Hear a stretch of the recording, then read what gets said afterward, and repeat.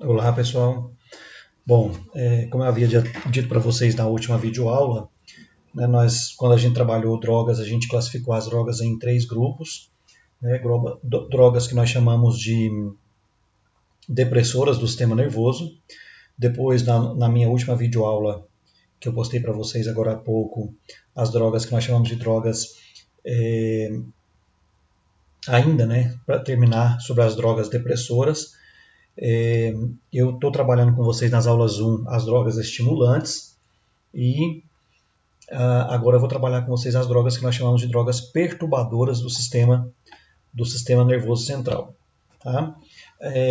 Então, assim, como vocês estão vendo, né, a ideia é que vocês façam um relatório dessas aulas, mas que vocês, ao fazerem um relatório, vocês percebam que essas drogas elas são colocadas em grupos específicos exatamente pelo fato de que elas apresentam características comuns, certo? Então, assim, vocês vão perceber que ah, vocês vão perceber que os sintomas são mais ou menos os mesmos. De repente, os sintomas eles se repetem em dois ou três tipos de drogas que estão lá. Repete exatamente por quê? Por estar no mesmo grupo.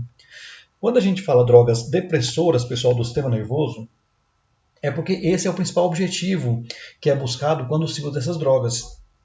É causar delírios e alucinações. A pessoa usa com esse objetivo, tá? Que a gente vai estar vendo direitinho daqui a pouco. Então a gente fala que causa uma perturbação no sistema sensorial, uma perturbação no sentido de imaginar coisas ou de distorcer o que está se vendo, né? Então são as chamadas, esse grupo que a gente vai ver agora. A gente já viu então drogas depressoras, que a gente acabou de ver no último vídeo aula, drogas estimulantes, certo? E agora a gente vai ver, né, nessa videoaula, a gente vai ver as drogas perturbadoras.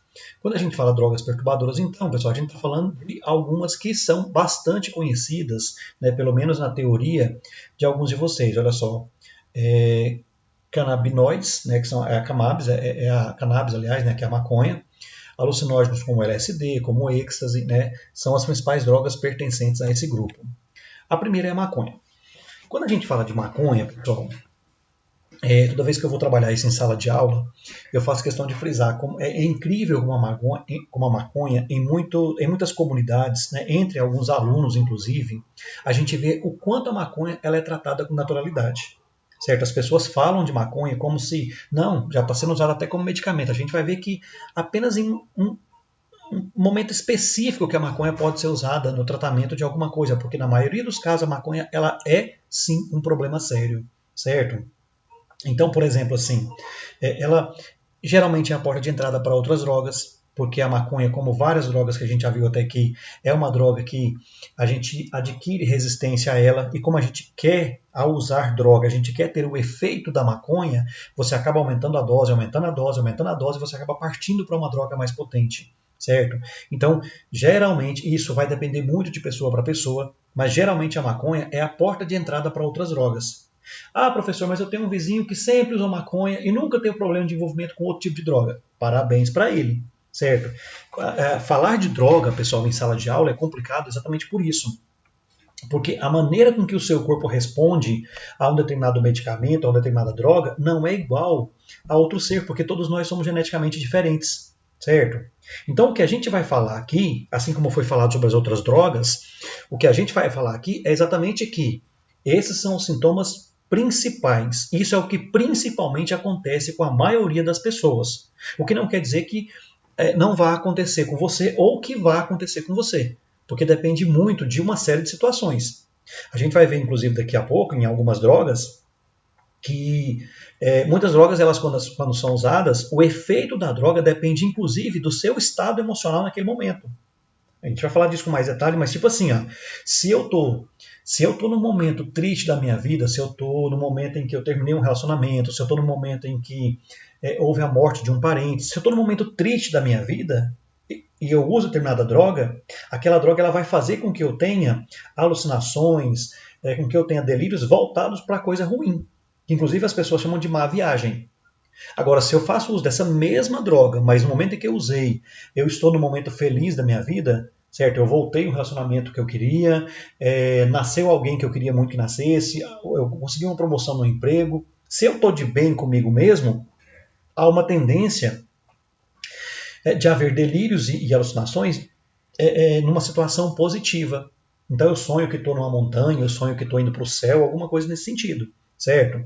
Então por isso que a gente fala, o que a gente fala sobre drogas são termos gerais, certo? De repente você conhece alguém que não passou por isso, ou de repente alguém já usou essa droga e não sentiu isso que a gente está falando, porque exatamente existem exceções, porque nós somos seres biologicamente diferentes. Então quando a gente fala de maconha, infelizmente, né, é uma droga que não é vista por todos como um problema, que certo? Não é dado a ela a devida importância negativa que se dá, certo?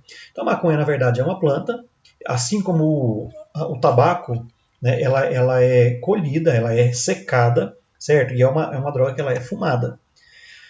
Para vocês terem noção, olha só, mais de 5.000 anos existe a maconha. Há mais de 5.000 anos ela é usada. Tá? No início, eles achavam, quando faziam uso da maconha, a usavam para fins medicinais, certo? Então, quer dizer, no início, achava-se que o princípio ativo, que a gente vai ver daqui a pouco, que é o THC, achava que o princípio ativo que tinha na maconha era responsável por curar algumas doenças. Exatamente pelo fato de que, ao ser usada, ela causava um estágio de relaxamento, né? A pessoa ficava mais desligada de alguma situação de sofrimento que ela pudesse estar passando, certo? Só que mais tarde eles perceberam, tá? Mais tarde eles perceberam que não era bem assim. A maconha não tinha toda essa vantagem medicinal. Nessa época, lá no começo, quando era usada para fins medicinais, as pessoas já faziam uso da maconha para provocar alucinações, certo?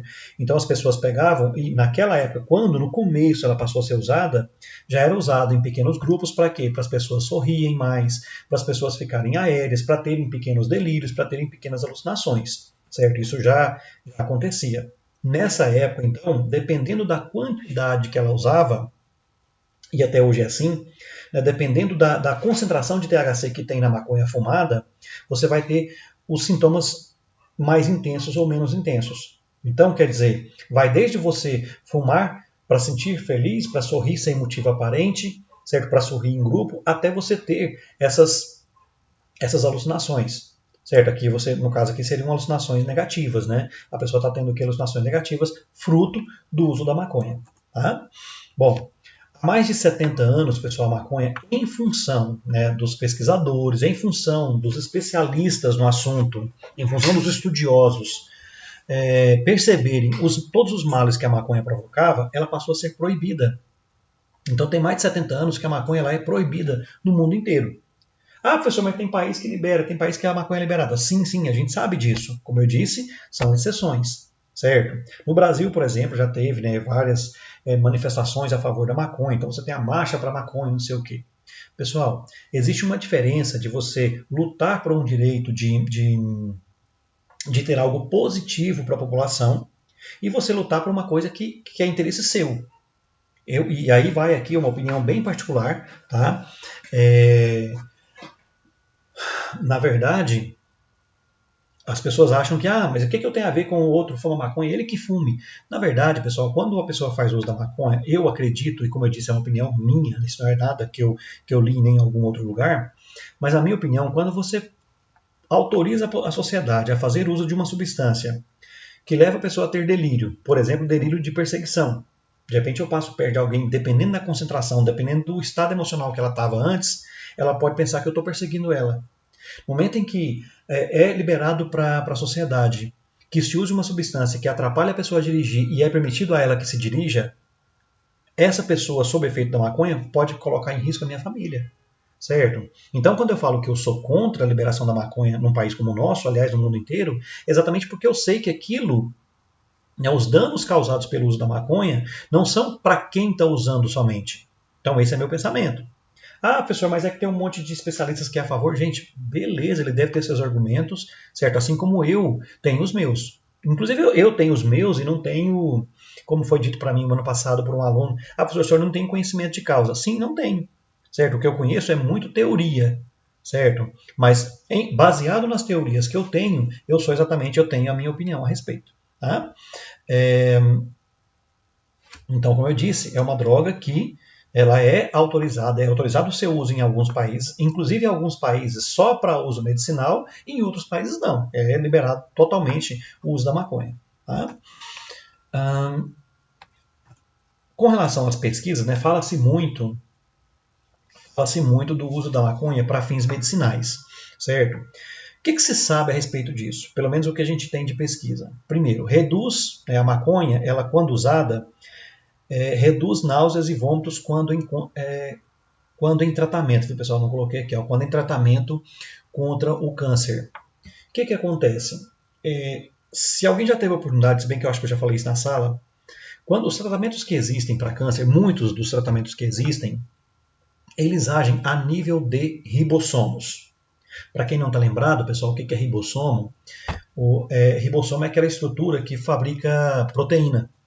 Então, para quê? Na verdade, na tentativa de que as células de câncer elas não se repliquem, elas não se dupliquem, certo? Então, você vai lá, atinge o ribossomo para que ele não fabrique proteína, para que novas células de câncer não sejam produzidas. O problema é que, ao fazer isso, o corpo não consegue evitar só que as células de câncer tenham os seus ribossomos impedidos de trabalhar. Consequentemente, uma pessoa, e muitos de vocês já acompanharam pessoas em tratamento para câncer, sabe muito bem que a pessoa ela não consegue digerir a comida, então ela vomita muito, ela tem diarreia, é o corpo rejeitando, porque não tem, no sistema digestório, por exemplo, não tem enzima para poder fazer a digestão, certo? Em situações como essa, né, quando a pessoa tem muitas náuseas, tem muito vômito em tratamento contra o câncer, o uso da maconha tem se mostrado eficaz, ou seja, reduz a quantidade desses episódios, certo? Então é uma situação, sim, em que ela, porventura, possa ser usada. E é benéfico também em caso de epilepsia, certo? Aqui, ó, né, no caso de uma pessoa com tratamento de câncer, e aqui no caso de epilepsia, certo? Já está também comprovado, né, que o seu uso para essas pessoas que têm episódios de epilepsia, né, convulsão por epilepsia, isso também demonstra uma certa redução. A questão do THC que eu comentei com vocês agora há pouco, THC é o princípio ativo, né? Quando fala que a maconha promove tal situação de delírio, de alucinação, de relaxamento, etc. e tal, quem faz isso de fato é o THC, certo? Isso aqui na verdade são as iniciais de nome, tetrahidro, não sei o quê, mas que não interessa para nós aqui, certo? Então o THC é a substância química que causa o efeito da maconha. Tá? O que vai fazer? Tem muita gente que pergunta, né, em sala de aula, professor, o que faz uma maconha ser diferente da outra? Tem uma maconha que provoca tal efeito, tem uma maconha que provoca tal efeito. O que diferencia uma maconha da outra, pessoal, é a quantidade, é a concentração de THC. E essa concentração, ela depende do tipo de solo que a maconha está sendo cultivada. Então, dependendo do tipo de solo que está ali, vai haver uma menor ou maior concentração de THC. Do tempo de secagem, então quando isso é colhido, isso é colocado para secar. Dependendo do tempo em que a maconha ficou para secar, dependendo do quanto ela foi seca ali, você vai ter uma menor ou maior concentração de THC. E também do clima, né, do clima em que a maconha foi cultivada, do local onde a maconha foi cultivada. Então, assim, o que faz uma maconha ser mais forte, causar efeitos mais intensos ou menos intensos, é exatamente a concentração de THC, que vai variar de acordo com alguns fatores. Tá? Quais são os efeitos que a maconha provoca na gente? Olha só. Os efeitos eles podem ser classificados em dois grupos, que a gente chama de efeitos agudos, certo? São aqueles que acontecem no momento do uso, certo? E efeitos crônicos, que é aquela pessoa que, ao longo de um período em que ela esteve usando maconha, ela vai desenvolver alguns efeitos. Por exemplo, sabe-se que a maconha, ela provoca, assim como boa parte das demais drogas, ela provoca uma redução na quantidade de neurônios.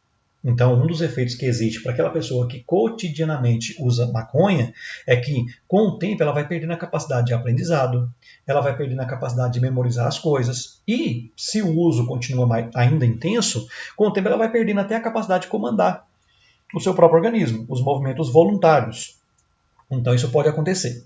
Então, esses efeitos, no geral, eles são classificados nesses dois grupos. Certo? Existem situações que acontecem tanto aqui no momento do uso, quanto no período em que ela está fazendo uso da maconha, tá? Que a gente vai ver agora. Primeiro, olhos vermelhos. Isso é uma característica que eu acredito que a maioria aqui sabe, né? Quando a pessoa tem os olhos vermelhos, ela dilatou os vasos sanguíneos da parte branca do olho, do globo ocular, então isso provoca a vermelhidão no olho. Essa é uma característica bem marcante para a pessoa que está sob o uso da maconha, né, que está usando maconha naquele momento. É um efeito agudo. Boca seca, tá? Essa também é uma outra característica. Isso por quê? Drogas no geral agem, pessoal, naquilo que nós chamamos, que vocês viram lá no 8º ano, de sistema nervoso autônomo. Lembra quando vocês viram lá, sistema nervoso simpático e parasimpático? O simpático, quando você ativa o nervo simpático, você é estimulado. Quando você ativa o nervo parasimpático, você é inibido em vários aspectos. Então, as drogas elas agem principalmente nesses nervos autônomos. E um dos efeitos é exatamente bloquear a produção de saliva da maconha. Então a pessoa fica com boca seca. Então, ela tende a beber muita água. Tá? Relaxamento, né? Esse é um efeito que inclusive é buscado por muitas pessoas que fazem uso da maconha. Olho vermelho geralmente não é buscado, boca seca geralmente não é buscado, mas muita gente que faz uso da maconha faz exatamente por ela causar esse efeito relaxante. Tá? E é claro, um efeito negativo que acontece é exatamente taquicardia, certo? É o coração disparar em função do uso da maconha. Aí é interessante que alguns, quando a gente fala isso em sala de aula, ele fala assim, não, professor, mas eu tenho um vizinho que, quando ele usa maconha, ele fica tipo relaxadão, sabe? O coração dele bate até mais devagar. Sim, como eu disse, cada organismo reage de uma maneira. Tá? E aí nós temos, né, os efeitos, e isso aqui eu quero, né, enfatizar bastante, os efeitos negativos do uso da maconha. Que a pessoa, sob o uso da maconha, ela pode ficar uma pessoa angustiada, ela pode ficar uma pessoa com medo, principalmente porque nós estamos falando de um grupo de drogas chamados de drogas perturbadoras do sistema nervoso. Então, um dos efeitos da maconha e das demais drogas perturbadoras é exatamente provocar delírios. Certo? O que é isso? A pessoa ela faz um julgamento errado do que está acontecendo. Então, de repente, ela pode pensar que você é uma pessoa que vai atacá-la. De repente ela pode estar andando na rua e você vai encontrar com essa pessoa, ela acha que é uma pessoa que esteja perseguindo ela. Então a pessoa ela passa a ter medo, certo? Quando ela está sob efeito da maconha. O que pode, inclusive, levá-la a cometer algum ato infracional. Certo? Ela pode, inclusive, ser violenta se ela achar que aquilo vai causar algum dano para ela. Ela está sob o delírio da maconha. Tá? Um efeito físico é exatamente o tremor. A pessoa ela pode, estando usando maconha, ela pode ficar com as mãos trêmulas. Tá? Sudorese excessiva. Isso por quê? Porque um dos efeitos, para algumas pessoas exatamente, é aumentar o metabolismo. Se eu tenho um aumento de metabolismo no meu corpo, eu tenho um aumento de temperatura. Consequentemente, né, com o aumento da temperatura, a tendência é que eu tenha que eliminar esse calor de alguma maneira. Tá? E é claro, já que a gente está falando de metabolismo acelerado, quando a pessoa faz uso da maconha, que ela tem aceleração de metabolismo, que ela tem sudorese, né, que ela fica alucinada ou com delírios, isso acaba provocando um gasto, um consumo energético muito alto. Né? Por isso que existe a questão da fome exagerada que a pessoa tem logo após usar a maconha. Tá? Dificuldade de calcular tempo e espaço. Aí tem um detalhe que eu quero chamar a atenção para vocês. Se eu tenho dificuldade de calcular tempo e espaço, sob efeito de maconha, pessoal, eu não posso dirigir. Eu falo muito isso para meus filhos. Eu falo, olha, dirigir é um ato de extrema responsabilidade. É um ato muito responsável. Pensa, você vai fazer uma ultrapassagem. Você tem que ter essa noção, você tem que calcular na sua cabeça tempo e espaço. Quer dizer, o tempo que eu gasto para ultrapassar esse veículo, aquele tempo que eu vou ficar na contramão ultrapassando um veículo, é suficiente para que o outro carro não chegue até mim?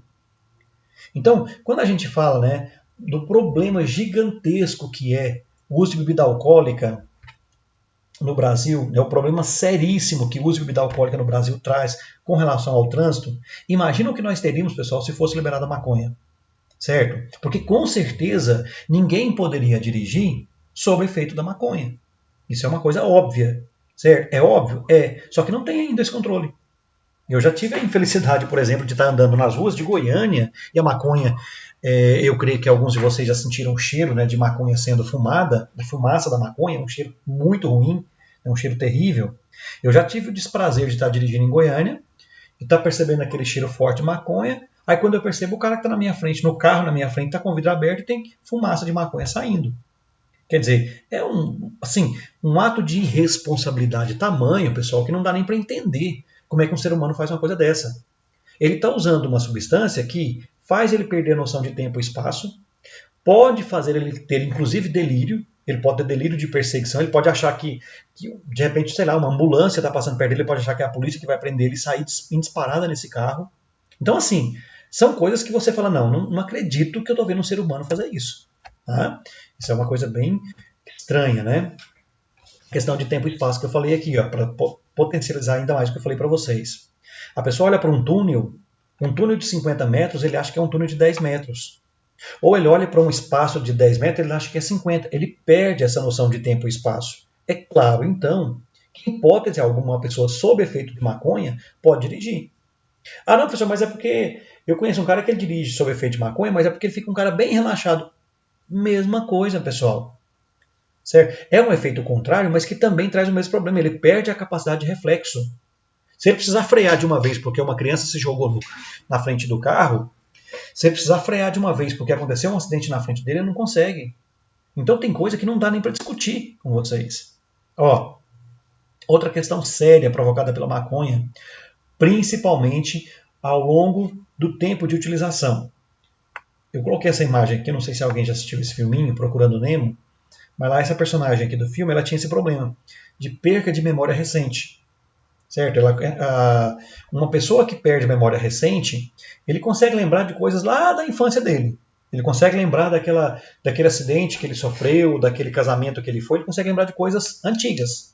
Mas ele não consegue guardar, né, criar o que a gente chama de memória recente. Ele não consegue guardar o que ele está ouvindo. Então até a gente ouve falar assim, se eu sou aquele cara, eu sou um gerente de banco, por exemplo, em que eu fico trabalhando com números o tempo todo, trabalhando com dinheiro, por exemplo, o cara não é capaz de contar o dinheiro e saber. Sabe, eu conto aqui, na hora que eu vou anotar, eu já esqueci o que eu contei. Esse é um efeito também negativo da maconha.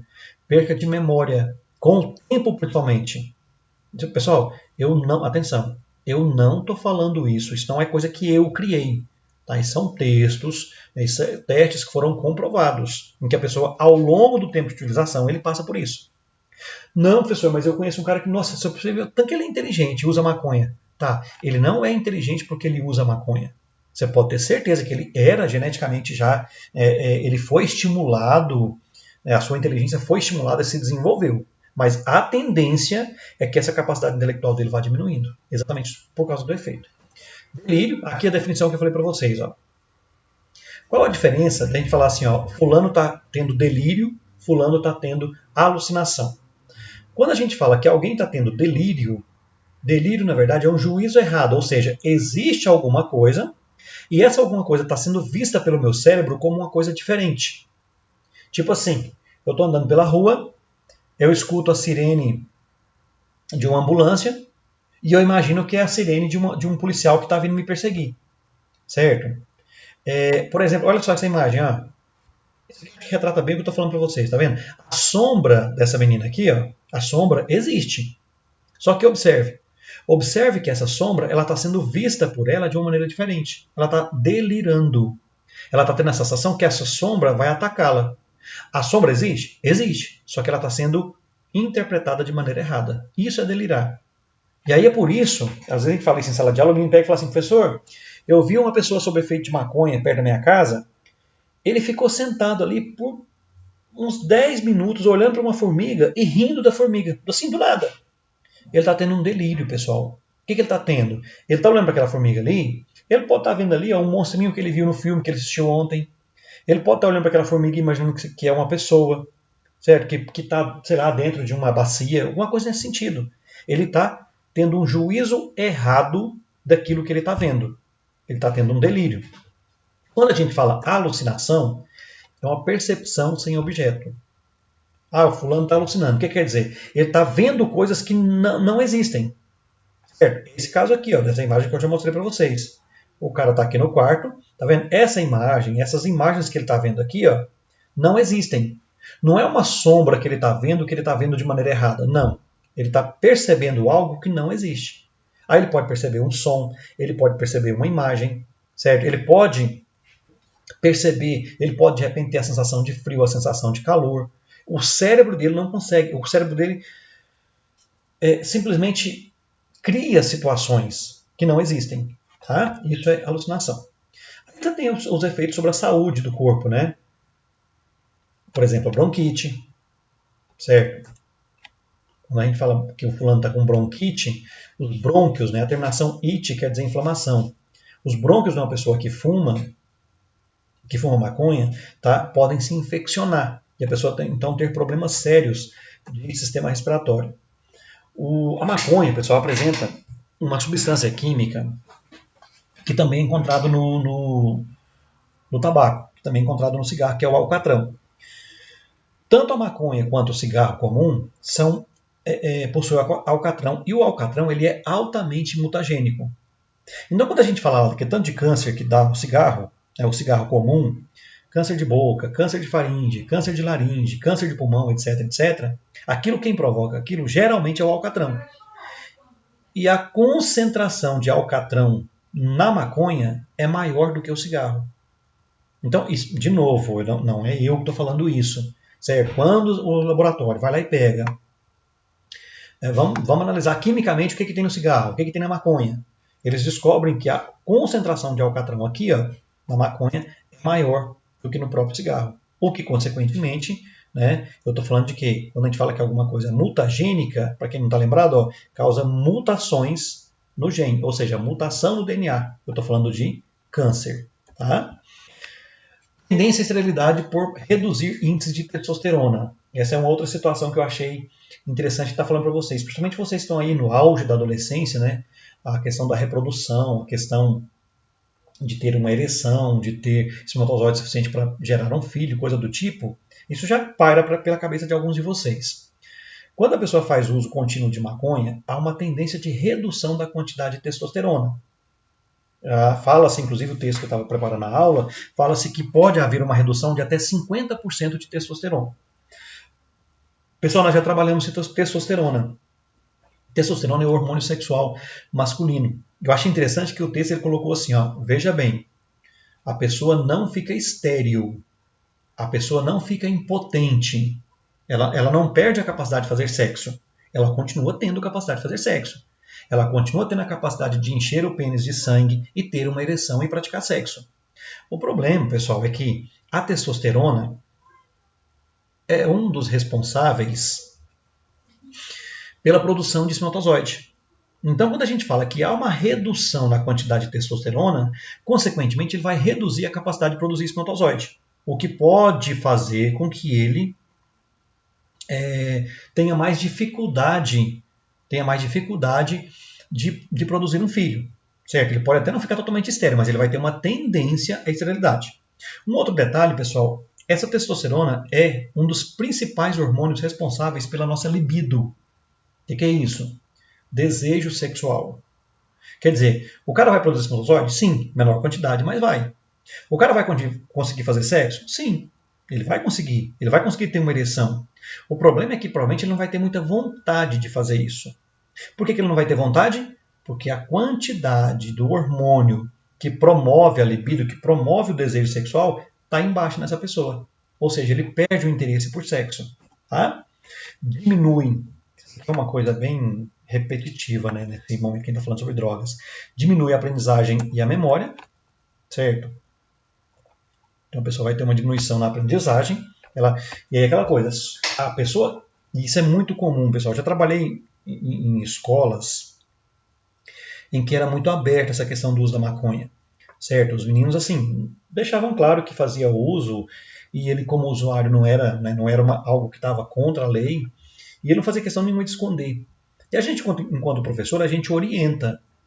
Mas a gente, além de orientar, pessoal, a gente percebe que a pessoa ela passa a ter uma dificuldade maior de raciocinar sobre as coisas, de entender o que se fala, certo? Memória, então, pessoal, nem se fala. A pessoa não consegue memorizar nada, certo? Exatamente por quê? Nós estamos falando de uma droga psicotrópica, uma droga que age a nível de sistema nervoso.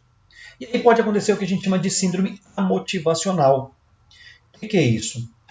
Aquela pessoa que ela usa droga, ela usa maconha por um período, certo? Ela passa com frequência ter o efeito da maconha, e aí quando ela para de usar, ela é cometida por uma síndrome que a gente chama de síndrome amotivacional, ou seja, a pessoa ela não se sente motivada a fazer nada, certo? Qualquer coisa, um trabalho de escola, um passeio no shopping, uma atividade esportiva, uma atividade com amigos, ela simplesmente não sente vontade de fazer nada, a não ser que ela vá para um local em que ela vai ter acesso à maconha. Tá? Essa é uma outra situação que acontece com frequência com pessoas que fazem uso de maconha. Eu acho interessante isso aqui, ó. Potencializa algumas doenças do sistema nervoso. Veja bem, maconha não causa epilepsia, não causa esquizofrenia, não causa nada disso. Quando a gente fala potencializa, seria no sentido de fazer com que isso aconteça mais cedo. Digamos que eu fosse uma pessoa que fosse ter problema de esquizofrenia aos 50 anos de idade. Se ao longo da minha juventude eu fiz uso de maconha, é provável que isso que ia acontecer nos meus 50, 60 anos, vai acontecer nos meus 35, 40 anos. Ou seja, faz com que algumas doenças que fossem aparecer mais longe, daqui a mais tempo, elas aconteçam com antecedência. Ok? A esquizofrenia é um exemplo. Esquizofrênico, aquela pessoa... O esquizofrênico, na verdade, ele tem alguns sintomas, como se ele fizesse uso de alguma droga alucinógena. Tem um filme bem antigo, que geralmente eu recomendo quando eu falo desse assunto.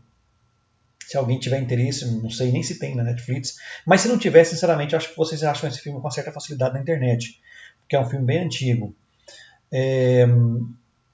Uma Mente Brilhante. Anotem esse filme aí e procurem depois para vocês assistirem. Uma Mente Brilhante. Fala exatamente de uma pessoa que tinha esquizofrenia. É uma história linda, para o pessoal que gosta de estudar aí.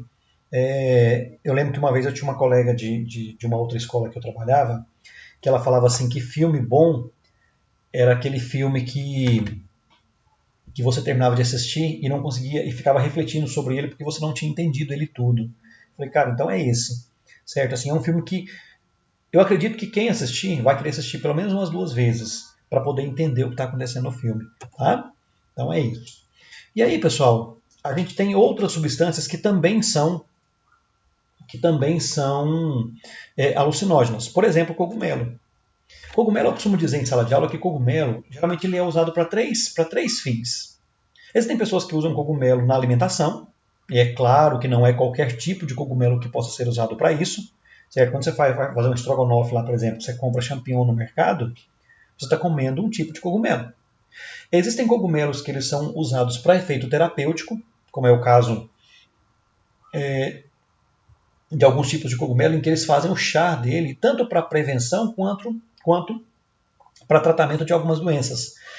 Região do Japão, região da China, eles usam muito cogumelo. Eles fazem muito uso dele para isso. Alguns, inclusive, do mesmo jeito que a gente toma café aqui no Brasil, eles fazem uso do chá de cogumelo. Certo? Eles falam que ele tem efeito terapêutico. E tem os cogumelos que eles são altamente alucinógenos. Certo? Eles têm um poder de alucinação muito grande. Tá? E nesse caso, pessoal, é interessante que geralmente, quando a pessoa faz uso desses cogumelos, provoca uma situação que a gente chama de sinestesia. O que é sinestesia? É quando a pessoa ela faz uma confusão de mensagens que chega no cérebro. Essa cena aqui, eu tentei colocar aqui para vocês entenderem o que eu estou falando. A pessoa, por exemplo, ela ouve cores e ela vê sons. Tipo assim, eu olho para algum objeto colorido, aquilo é captado pelo meu olho, é levado para o cérebro, e o cérebro não interpreta como algo colorido, ele interpreta como um som. É como se ele estivesse ouvindo alguma coisa. Então, muitas pessoas que usam alucinógenos, eles usam para esse intuito. Certo? Muitos alucinógenos sintéticos, por exemplo, são usados para isso. O cara usa, né, por exemplo, o LSD e vai para uma danceteria, para uma casa noturna.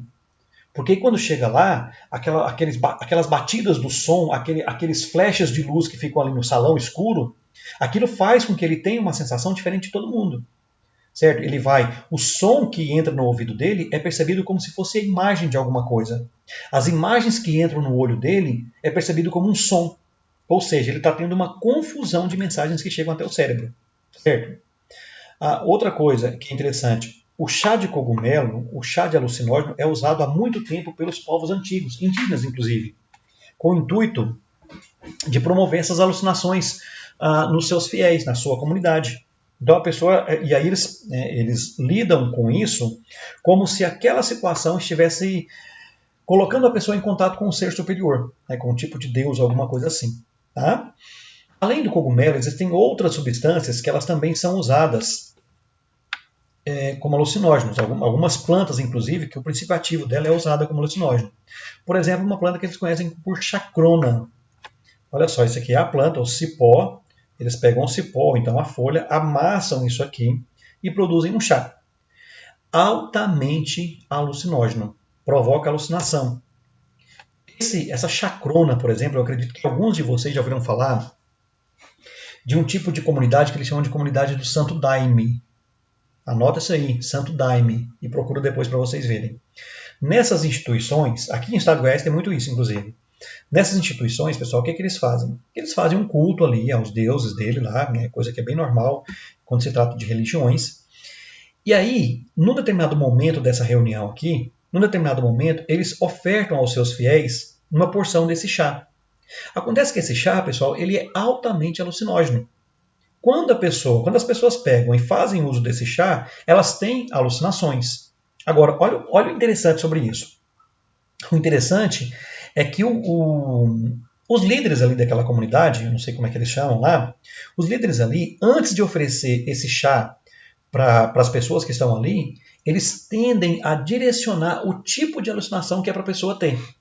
Lembra que eu falei agora há pouco que quando se fala de alucinação ou delírio, geralmente o tipo de alucinação que você vai ter depende do seu estado, depende de como você está.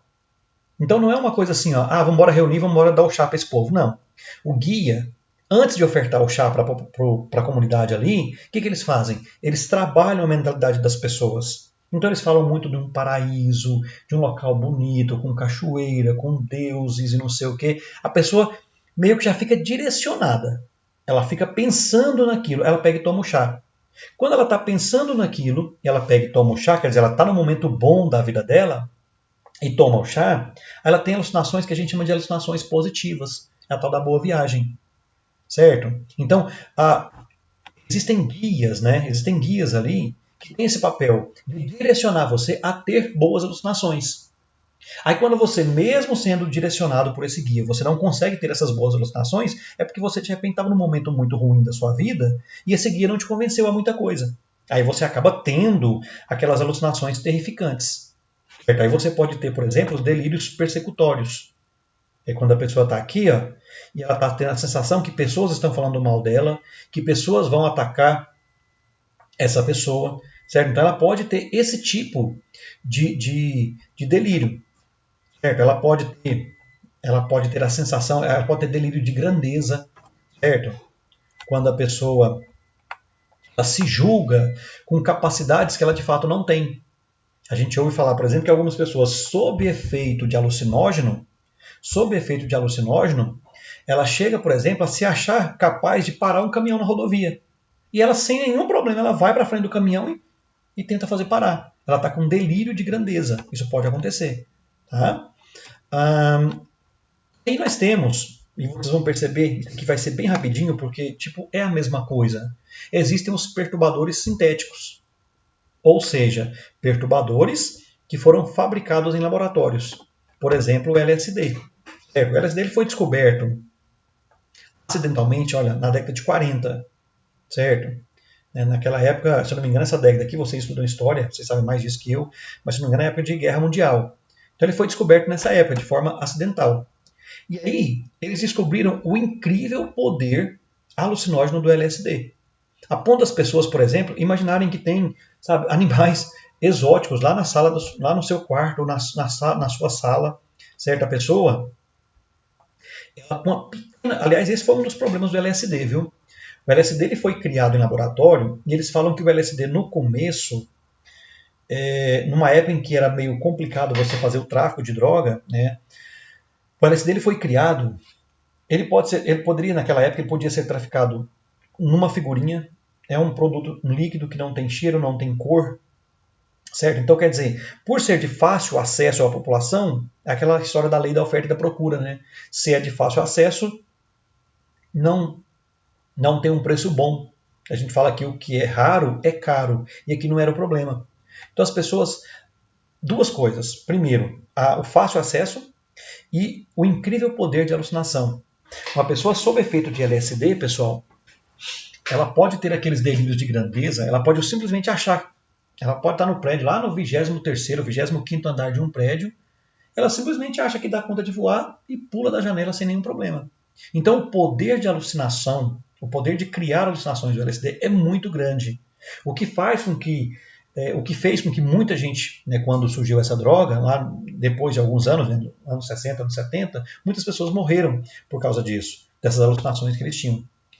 Os efeitos, olha só a coisa repetida aqui, por isso que eu falei para vocês que agora vai ser um pouco mais rápido. Os efeitos dependem, em português aqui, da personalidade ou do momento que o indivíduo está vivendo. Ou seja, se ele está no momento bom da vida dele, né, conseguiu uma promoção no emprego, ele conseguiu boas notas na escola, na faculdade, ele vai ter boas alucinações. Mas se ele está num momento ruim, vai ter alucinações ruins. Então, se a pessoa está mal-humorada, por exemplo, a tendência é que ela tenha alucinações ou delírios de perseguição, alucinações negativas, certo? Vai apresentar sinestesia. Como eu disse, isso aqui é uma característica que muitos buscam quando fazem uso desses alucinógenos sintéticos. Então ele faz o uso desse LSD ou do próprio êxtase, que a gente vai ver daqui a pouco, e vai para esses ambientes. Aqui, essas luzes, na verdade, não estão sendo percebidas como imagem. O som não está sendo percebido como som. Então está acontecendo a tal da sinestesia. Tá? Delírios persecutórios, aquilo que eu falei para vocês. Ó, a sombra existe, mas não desse jeito. Existe uma coisa que é interpretada de maneira errada, como eu já disse. Delírio de grandiosidade. Aí a pessoa se julga capaz de voar de um prédio. A pessoa se julga capaz de acelerar no veículo a toda velocidade porque não vai ter nenhum perigo de acidente. A pessoa se julga, pessoal, até capaz de andar sobre as águas. Não, eu consigo. E ela simplesmente pode entrar no mar e morrer afogada, certo? Sem perceber o que está fazendo. Um efeito físico do uso do LSD, dilatação de pupila, taquicardia, e ela pode, inclusive, ter problemas, né, de convulsão. Um efeito bastante interessante quando se fala de LSD, é interessante e é muito traumático para quem faz o uso, é o que eles chamam de flashback. O que é o flashback, pessoal? É o efeito do LSD acontecer dias após o seu uso. Tipo assim, vamos supor que sábado eu fui para a balada, eu peguei e usei o papel, eu usei o LSD. Aí lá eu tive a sensação que eu queria ter. Eu vi um elefante lá no meio do salão, os sons foram vistos por mim, o que eu vi foi ouvido por mim, quer dizer, foi tudo do jeitinho que eu queria. Só que aí, tipo assim, sábado, quando foi na sexta-feira da outra semana, eu tô lá dentro da sala de aula, não fiz uso de droga nenhuma, e eu vou lá e tenho flashback. O que é isso? Eu tenho alucinações como se eu estivesse usando a droga naquele momento. Então você imagina, aí você está numa sala de aula e você começa a dar, né, chinelada na parede porque acha que está cheio de aranha. Ou você acha que o seu professor é um elefante que está lá. Certo? Então isso pode acontecer e é muito traumático para a pessoa. E aí, por último, a questão do êxtase, né? Também chamado de MDMA, que vocês vão ver que é a mesma coisa do LSD. Tá? É usado para efeito de perturbação, né? Para provocar delírio, para provocar alucinação. É conhecido por alguns outros nomes, eu não coloquei todos aqui. Tá? Mas vamos usar o ADAM, o XTC, e assim por diante. Tá? E, como eu disse para vocês, o êxtase ele foi criado associado à música eletrônica, principalmente a partir dos anos 90. Eu tive a oportunidade, pessoal, nos anos 90, eu tive a oportunidade de ir em alguns locais, naquela época era muito comum, não sei nem se tem isso hoje, mas era muito comum danceterias. Galpão fechado, que o pessoal entrava, a gente entrava, e aí aquela música muito alta, e o pessoal dançando assim num ritmo tão frenético que eu particularmente, eu não entendia. Eu estou falando o quê? Eu estou falando na época que eu tinha 13, 15 anos. Eu não entendia como é que o pessoal conseguia tanto vigor para dançar daquele tanto. Certo? Eu nunca fiz uso dessas drogas, mas naquela época eu já pensava, cara, como é que esse pessoal dá conta de dançar tanto tempo? Muitas daquelas pessoas, elas tinham aquele vigor todo para dançar, exatamente porque estava sob efeito de êxtase. Certo? Hoje, pessoal, muito comum as pessoas misturarem, quando você compra uma pílula de êxtase, pode ser que não tenha só êxtase. Pode ser que a pessoa tenha misturado aquilo que era só para provocar alucinação, misturou a anfetamina, que é uma droga estimulante, o próprio LSD, que vai causar um efeito alucinógeno maior ainda, e a cafeína, que é um estimulante também. Tá? O próprio êxtase é estimulante perturbador, aumenta, né, um dos efeitos positivos que se busca é aumentar a percepção musical. Então a pessoa ela fica mais sensibilizada aos sons, certo? À música, melhora as relações, é claro, né? A pessoa fica mais comunicativa, diminui o apetite. Você pode observar que muitas drogas que nós falamos diminuem o apetite. A pessoa quando faz uso de êxtase desenvolve um ranger característico nos dentes. A pessoa fica fazendo um barulho com o dente, porque isso, claro que não é todo mundo que range os dentes que faz uso de êxtase, mas é uma característica que é marcante, né, para quem faz uso de êxtase. E aumenta o ritmo na dança. Eita, peraí. Aumenta o ritmo na dança. Problema para eliminar água. Olha que coisa maluca isso aqui. A pessoa, com o uso de êxtase, ela passa a dançar de uma forma muito agitada. Isso faz com que ela tenha um aquecimento. Ela esquenta muito o seu corpo.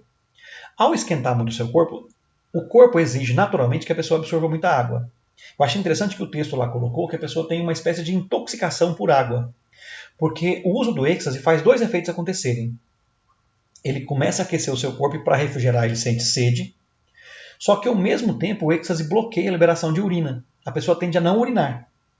E aí ela acaba tendo um problema sério de acúmulo excessivo de água no corpo. E os rins tendem a paralisar. Certo? E a pessoa pode, inclusive, chegar a episódios de convulsão. Tá? Problema na memória e no aprendizado, né? Sem comentário, porque vocês têm um futuro brilhante pela frente aí, mexer com droga não seria o ideal. Esquizofrenia, de novo, né, o sistema nervoso sendo prejudicado. Pânico, a pessoa sente pânico, ela pode entrar em processo de depressão. Ok, pessoal? Então era isso que eu queria falar para vocês sobre drogas perturbadoras do sistema nervoso. E na semana que vem a gente faz o nosso encontro Zoom, tá bom? Tchau, tchau.